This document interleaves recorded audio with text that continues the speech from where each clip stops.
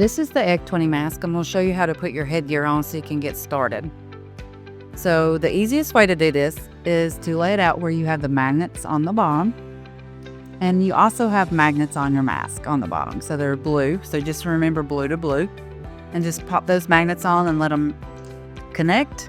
And then you'll be able to come up with your upper straps and just put those right through the loop and Velcro to themselves. On the front of the mask, there is a quick release. If you need to get up and go to the restroom at night, you can just squeeze right here. This goes off. This connects to your tube. So you can wear your mask to the restroom, come back, reconnect, and ready to go back to bed without having to pull the whole mask off. To get the mask back off, once you Velcroed your Velcros correctly, you just want to use your magnets to unhook and pull your mask on and off it. Once that's completed, you're ready to get your mask fitted. So you're going to unhook your magnets at the bottom, and then you're going to take your mask and put your hand over the blue tab at the back. That's going to go at the nape of your neck. And you're going to take it and roll down on the front and pull back. And then go ahead and magnet your magnets.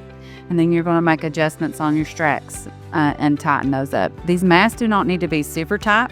They just need to be tight enough where the mask is not leaking and it creates a good seal. So just take your straps and just slightly tighten them. And where it's pretty comfortable on your face, you should always be able to get a finger underneath your straps. Your top ones do the same. This is what controls the pressure around your eyes. So we'll make sure there's nothing leaking into your eyes. So once you get it pretty comfortable, go ahead and attach your tubing right here. And you will apply your pressure, and then you can make some fine adjustments with your straps if you find leaks.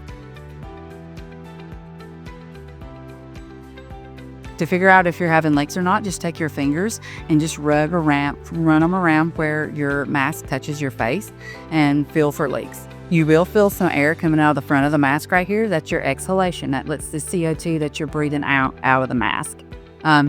So that's normal to feel that right there. Where you don't want leaks is where it's actually touching your face. You're going to wash your mask once a week in mild soap and water. This piece needs to be washed every day, so you just pull that off and use soap and water, wash it really well.